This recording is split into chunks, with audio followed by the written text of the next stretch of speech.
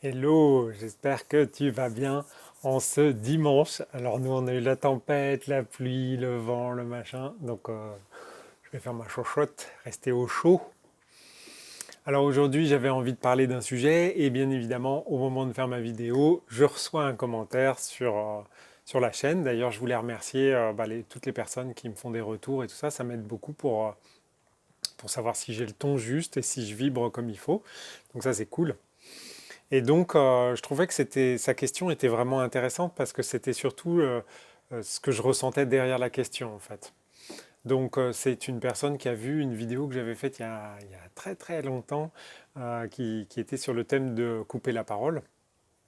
Et, euh, et la personne me demandait si j'avais une idée pour éviter de se faire couper la parole. Et, euh, et en fait, je compatis parce que c'est vraiment pas agréable. Ça, c'est le premier point.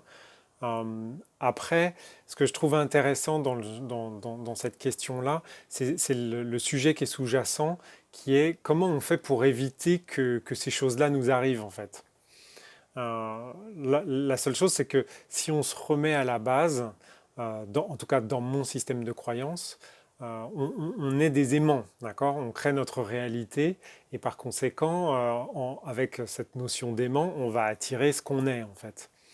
Donc, mais pas forcément à l'identique, ça peut être tout simplement à l'opposé. Donc, quand on a quelqu'un qui nous coupe sans cesse la parole, ça sous-entend aussi qu'on émet quelque chose qui fait que cette situation puisse arriver. Donc, ce que je m'étais dit, c'est que je pouvais lire le commentaire que j'ai écrit à la personne et en même temps expliquer de manière un peu plus détaillée ce que je sous-entends pour cela. Donc, j'ai commencé par dire que on ne va pas chercher à éviter ces situations-là. Ces situations-là, elles arrivent parce que justement, on essaye de les éviter. Alors, ça peut paraître un peu absurde, mais l'idée, c'est vraiment arrêter d'être l'aimant qui va créer et qui va attirer cette situation-là. Je le rappelle, dans mon système de croyance, puisque c'est toujours par rapport à moi, hein, euh, le fait, la présence de l'autre avec son comportement à l'instant T, c'est pour nous permettre de travailler quelque chose sur nous-mêmes. Alors on va dire, bah ouais, mais les autres, quand est-ce qu'ils travaillent? En fait, ils travaillent aussi au moment où la situation se produit. C'est ça qui est magique avec le plan divin, c'est que c'est tellement puissant que en fait, la personne qui se fait couper la parole, elle vit une expérience, et la personne qui coupe la parole, elle vit aussi une expérience. Et les deux ont à travailler ce sujet-là. Alors bien évidemment, celui qui coupe la parole, on a l'impression, dans notre matérialité 3D, avec les jeux de théâtre et tout ça, on a l'impression qu'il y en a un qui domine l'autre. Oui, mais ça ne veut pas dire que celui qui coupe la parole n'est pas en... Enfin, c'est même pas... Ça ne veut pas dire. Il est en plein travail personnel. On est toujours en plein travail personnel à chaque fois qu'on a une interaction avec quelqu'un. Donc là, les deux travaillent en fait.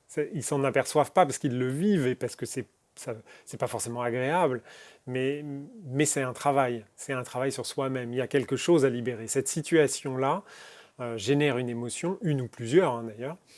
Et donc ces émotions-là, elles sont symptomatiques de ce qu'on a à traiter. Donc c'est pour ça que je lui dis, on va tout simplement arrêter d'être un aimant qui attire ce genre de situation, parce que en fin de compte, la personne qui est là à cet instant-là dans notre vie et qui nous coupe la parole, eh bien, elle nous dit quelque chose sur nous-mêmes. Et, et la vie, donc la vie, c'est l'expression de Dieu, hein, d'accord, dans mon système de croyance. Donc le plan divin utilise la vie pour pouvoir créer ces situations-là et nous faire comprendre ce qu'on a à traiter, tout simplement pour pouvoir évoluer, grandir et vibrer plus haut et plus fort. Donc, ce qu'il faut vraiment, c'est quand cette situation-là arrive, bien évidemment, on peut ressentir. Alors, couper la parole, c'est vraiment trash, hein. Donc, souvent, on va avoir tendance à avoir la colère qui monte ou une émotion de le mot qui me vient, c'est viol. Donc c'est vraiment très fort. Franchement, couper la parole, c'est vraiment une situation difficile.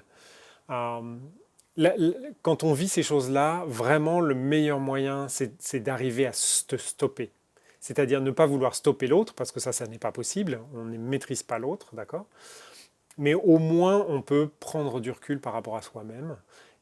Et le mieux, de toute façon, enfin, Sylvain Duboulet m'avait dit, sincèrement, quand tu sais pas quoi faire, ne fais rien.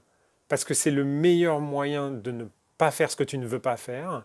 Et en même temps, c'est le meilleur moyen de laisser venir ce qui doit être. Et donc là, dans une situation aussi violente que celle-là, c'est vraiment de s'arrêter. S'arrêter et d'essayer de voir où est la douleur qu'on ressent, quelle est la couleur, quelle est la texture de l'émotion. Alors bien évidemment, hein, même si on est dans le feu de l'action, on est dans une réunion, peu importe, on s'en moque. De toute façon, c'est notre vie. C'est nous qui décidons comment on la vit. Si on se trouve dans une situation comme ça où on ne se sent pas respecté, la moindre des choses, c'est de reprendre au moins le pouvoir sur nous-mêmes. C'est-à-dire, à un moment donné, je suis dans une situation où je ne me sens pas respecté, je la stoppe. Et ce qui est intéressant, c'est que quand vous vous arrêtez, vous allez voir que l'autre en face, il s'arrête aussi. C'est systématique pour l'avoir fait plein de fois. Et si l'autre continue, de toute façon, ça ne vous atteint plus, puisque ça y est, vous avez trouvé votre point de neutralité, c'est-à-dire le point où vous donnez ce que vous avez à vous donner, c'est-à-dire du respect.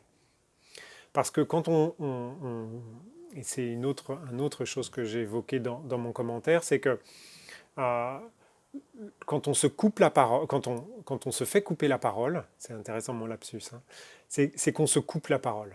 C'est-à-dire que c'est nous-mêmes. On se met dans une situation où quelqu'un va nous couper la parole parce qu'on pense qu'on doit nous couper la parole.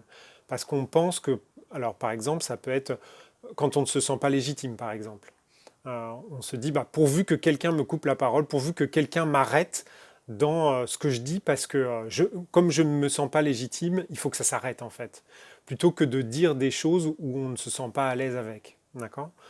Un autre cas, ça pourrait être que, par exemple, on a quelque chose en nous qui nous déplaît, et à tel point que ce qu'on aimerait, c'est que ça ne se perçoive pas. Et que par conséquent, on voudrait que les autres nous censurent. Donc là, on pourrait se retrouver dans une situation où quelqu'un nous coupe la parole. D'accord. Donc ce qu'il faut vraiment comprendre, que toutes ces situations violentes comme ça, hein, parce que c'est vraiment violent, alors c'est sûr que quand on est dans la 3D, le jeu de théâtre, on souffre, hein, on souffle, on morfle, c'est pas facile. Et c'est pour ça que souvent dans les engueulades, on surenchérit, parce que ce qu'on a pris là, mais en fait c'est ça qui est intéressant, c'est que c'est pas ce qu'on a pris, c'est ce qu'on s'est fait prendre en fait, ou ce qu'on s'est donné à prendre. C'est-à-dire que les remarques qu'on reçoit, pof, elles nous mettent un coup dans les tibias ou un coup dans l'estomac et tout ça, mais en fait c'est nous qui nous dit, on ne fait que recevoir ce qu'on se donne en fait. C'est nous qui créons ces situations-là.